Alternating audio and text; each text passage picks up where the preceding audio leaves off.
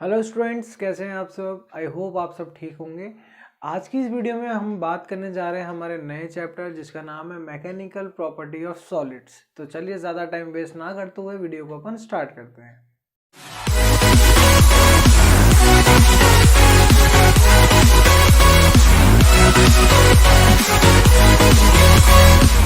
तो देखिए, यहाँ पे हमारा जो सबसे पहला टॉपिक आता है वो आता है elastic and plastic behaviour of solid.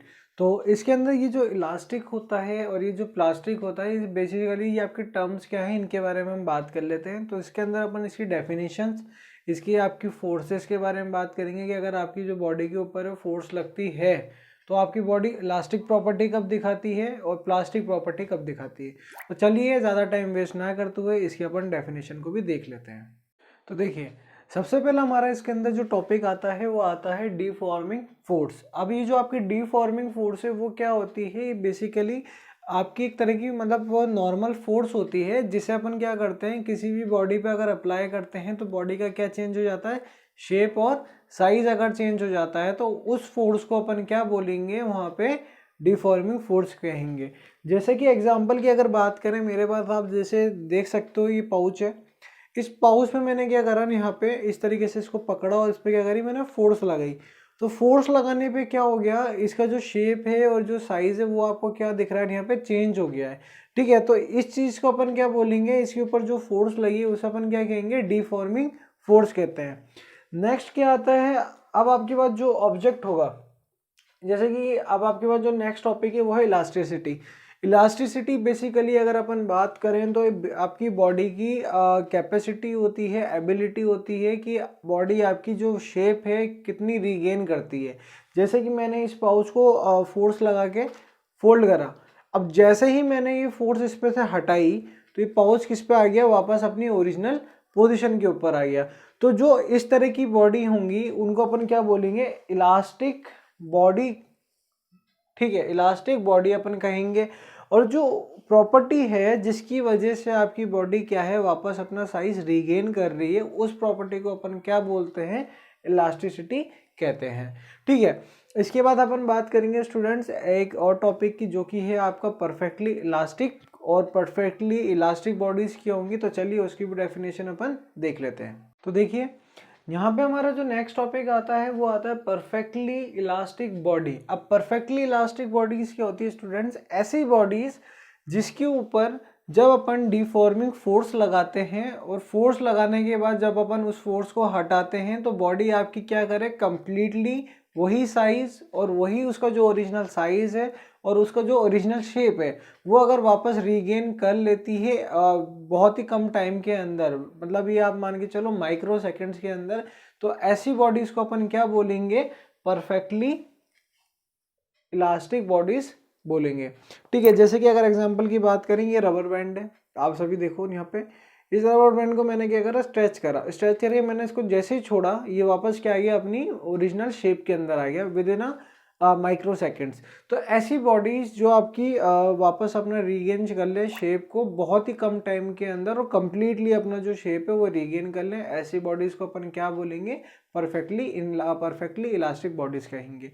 Next अपने पास स्टूडेंट्स यहाँ पे एक टॉपिक आता है, अभी तक तो अपन ने बात करी, जब बॉडी अपना साइज रीगेन कर लेती है तो उसको अपन क्या बोलते हैं, इलास्टिक बॉडीज बोलते हैं, और उसकी उस प्रॉपर्टी को अपन क्या बोलेंगे, इलास्टिसिटी कहेंगे। लेकिन जब बॉडी आपका जो साइज है वो रीगेन नहीं कर पाए या फिर आपकी जो बॉडी है कंप्लीटली अपनी शेप पे नहीं आ पाती है तो उनको अपन क्या बोलेंगे, उसके बारे में भी अपन बात कर लेते हैं।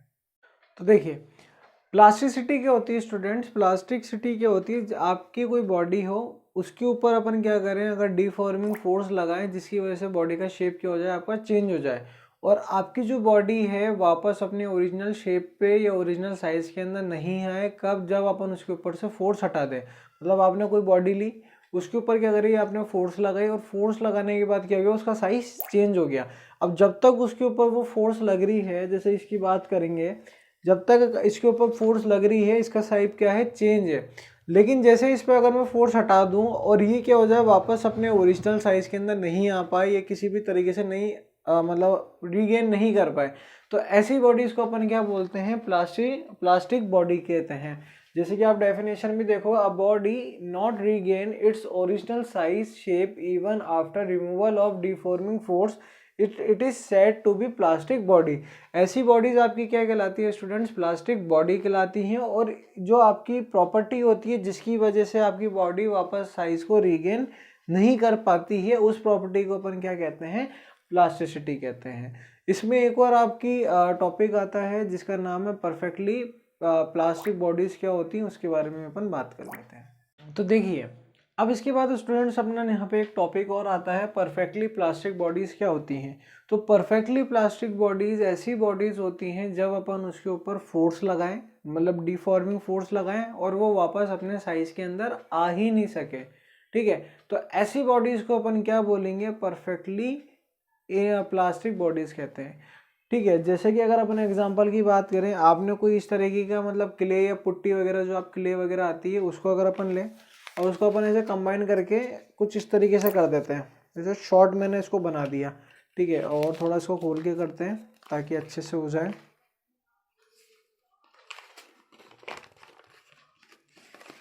ठीक है, ये पेपर था, पेपर को कैसे लिया मैंने करके इसकी कंबाइन एक बॉल बना दी। अभी पेपर रेक्टेंगुलर शेप में था, अब चाहे इस पे से जैसे ही मैंने फोर्स लगाई रखी, इसकी क्या हो गई? शेप चेंज हो गई। अब जैसे मैं इस पे से फोर्स हटा भी दूंगा तो ये क्या है? पेपर वापस अपनी ओरिजिनल शेप पे नहीं आ सकता है। तो ऐसी बॉडीज जो आपकी ओरिजिनल शेप ऑक्यूपाई नहीं कर पाती हैं वापस फोर्स हटाने के बाद, तो ऐसी बॉडीज को अपन क्या बोलेंगे? परफेक्टली प्लास्टिक बॉडीज कहते हैं। चलिए कुछ और सॉलिड्स की प्रॉपर्टी के बारे में अपन बात करते हैं, जैसे कि आपकी स्ट्रेस क्या होती है, स्ट्रेन क्या होती है। तो चलिए उन्हें भी अपन देख लेते हैं। तो देखिए, स्ट्रेस क्या होता है स्टूडेंट्स? स्ट्रेस आपकी होती है रीस्टोरिंग फोर्स होती है। जब आप किसी बॉडी के ऊपर फोर्स लगाते हो तो वो फोर्स की वजह से क्या होती है? बॉडी अपनी शेप को, अपने साइज को क्या कर लेती है? चेंज कर लेती है। लेकिन जैसे ही अपन वो एक्सटर्नल फोर्स हटाते हैं उस बॉडी के ऊपर से, तो जो बॉडी वापस अपनी रीगेन होने के लिए, ओरिजिनल साइज में आने के लिए जो फोर्स लगाती है और जो कितने एरिया के ऊपर लगाती है, उसके रेशियो को अपन क्या बोलते हैं? स्ट्रेस बोलते हैं। तो इसको अपन एक एग्जांपल से समझते हैं। फॉर एग्जांपल, ये मेरे पास कोई बॉडी है, इसके ऊपर मैंने फोर्स लगा के क्या करा? इसकी साइज चेंज कर दी। लेकिन जैसे ही मैं फोर्स हटाऊंगा ये वापस क्या आने लगेगी? अपनी बॉडी के मतलब अपनी ओरिजिनल शेप के अंदर आने लगेगी।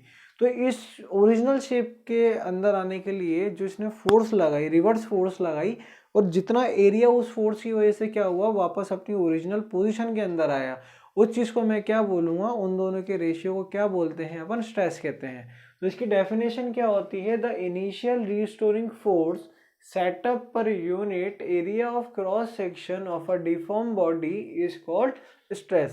और स्ट्रेस का आपके पास फॉर्मूला क्या होता है? अप्लाइड फोर्स, जो फोर्स आपकी अप्लाई हो रही है उसके ऊपर और कितने एरिया के ऊपर आपकी अप्लाई हो रही है। तो F अपॉन A इसका आपका क्या होता है? फॉर्मूला होता है। और अगर अपन SI यूनिट की बात करें तो SI यूनिट होती है इसकी न्यूटन पर मीटर स्क्वायर। न्यूटन तो आपकी किसी यूनिट हो गई, फोर्स की, मीटर स्क्वायर किसकी हो गई? एरिया की हो गई। वहीं पर ही अपन CGS यूनिट की बात करें तो वो होती है डाइन सेंटीमीटर स्क्वायर। डाइन क्या होती है? आपकी न्यूटन की CGS यूनिट होती है, और मीटर की CGS यूनिट की होती है सेंटीमीटर स्क्वायर होती है। और इसके अगर डायमेंशन की बात करें तो वो होगी m1 l-1 t-2। अब l-1 क्यों होगा? क्योंकि अपन सभी जानते हैं फोर्स की तो क्या होती है? m1 l1 t-2, और एरिया की क्या होती है? डिवाइड के अंदर l2 का स्क्वायर। ठीक है, तो ध्यान से देखिएगा, इसकी तो होती है m1 l1 t-2 divided by area का स्क्वायर। अब जैसे ही ऊपर आएगा तो 2 माइनस का हो जाएगा, माइनस की 2 में से क्या लिया तो क्या बचा? m1 l-1 t-2। तो ये आपकी किसकी डायमेंशनल फॉर्मूला निकल के आता है? अपने पास स्ट्रेस का डायमेंशन फॉर्मूला निकल के आता है। सेम आपकी इसी तरीके से टाइप्स होते हैं स्ट्रेस के, कई तरीके के टाइप होते हैं। जैसे आपके इसमें 3 से 4 तरीके के स्ट्रेस के टाइप होते हैं। तो चलिए उसके बारे में अपन बात कर लेते हैं। तो देखिए, यहाँ पे बेसिकली आपका जो स्ट्रेस होता है उसके आपके 4 टाइप्स होते हैं। पहला जो टाइप आता है वो आता है टेंसाइल।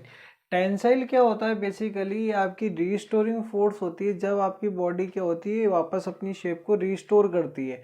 और उस टाइम पे जो आपकी रीस्टोरिंग फोर्स होती है, लेकिन इसकी कंडीशन क्या है? जब अपन बॉडी पे, जो भी आपका ऑब्जेक्ट है या बॉडी है, उस पर जब आप फोर्स लगाओगे, और फोर्स लगाने में क्या हो? बॉडी की लेंथ, जो बॉडी का साइज हो या लेंथ हो, वो क्या हो जाए? इंक्रीज हो जाए। जैसे डिफॉर्म करेगी, तो सपोज करो मैंने क्या करा, इसके ऊपर फोर्स लगाई। फोर्स लगाने पे क्या हो गया, इसका जो मैंने जो साइज है ना आपका, ओरिजिनलिटी से थोड़ी सी क्या हो गई, इसकी लेंथ इंक्रीज हो गई।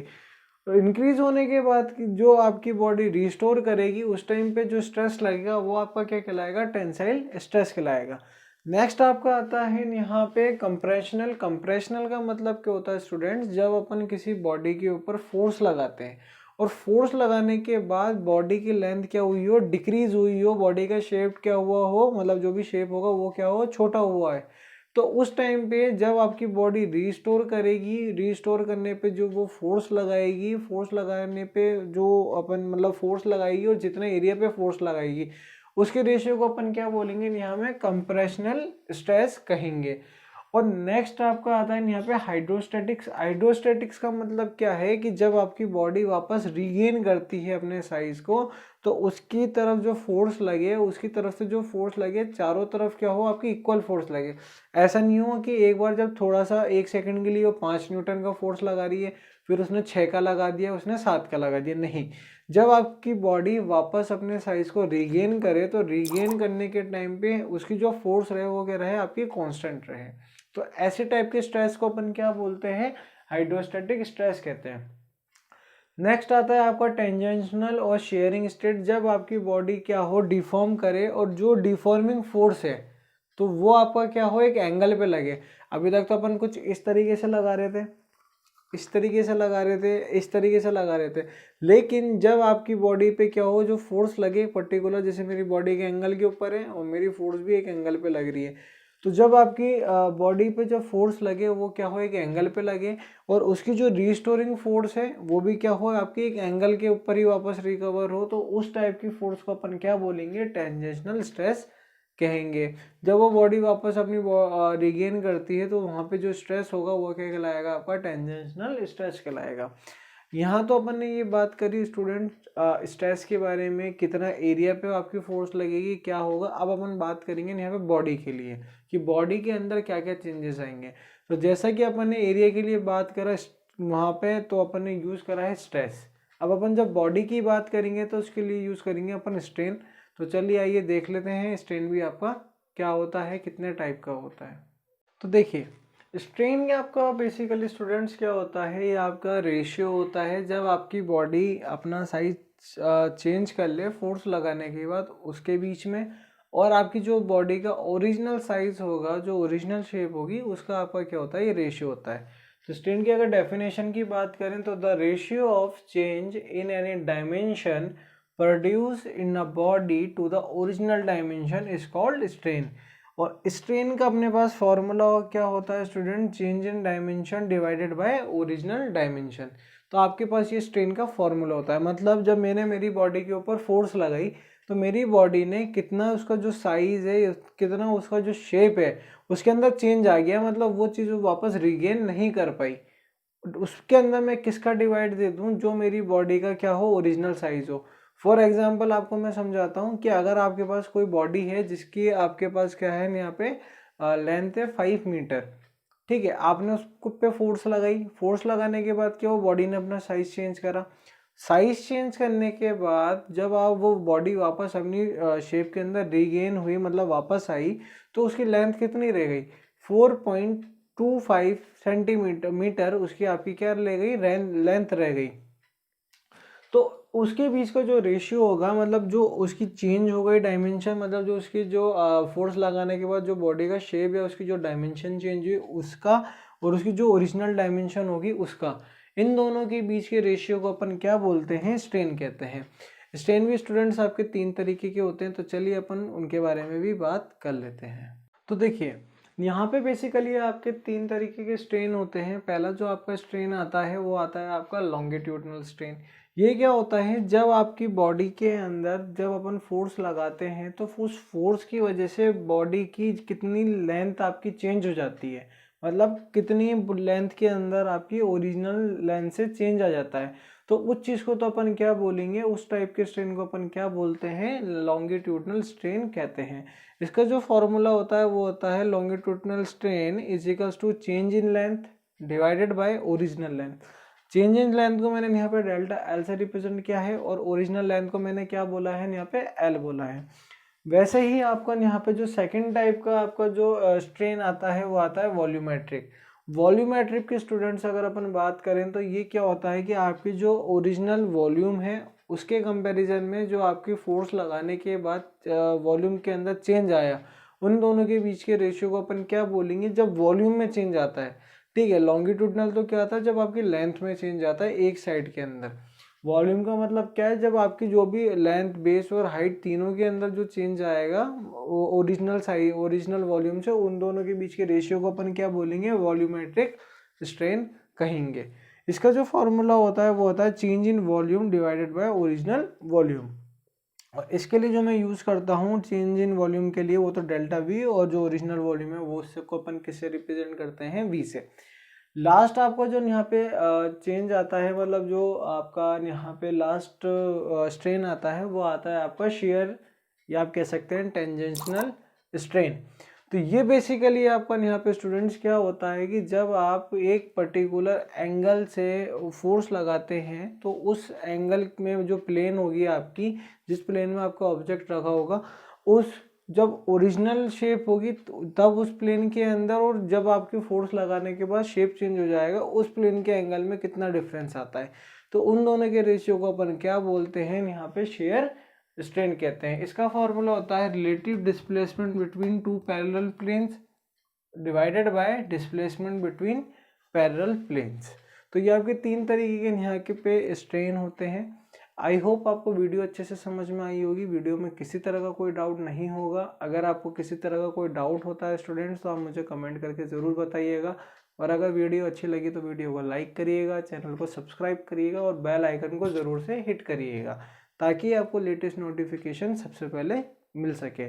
और डिस्क्रिप्शन के अंदर आपका एक व्हाट्सएप ग्रुप का लिंक है, जहाँ पे आप ज्वाइन हो सकते हैं। मुझसे आप इस चैप्टर के और जितने भी आपके चैप्टर्स हैं उनके आप में से रिटन नोट्स भी ले सकते हैं। और अगर आपकी कोई क्वायरी वगैरह है, कोई डाउट्स वगैरह है, तो वो भी आप वहाँ पे पूछ सकते हैं। Thank you students.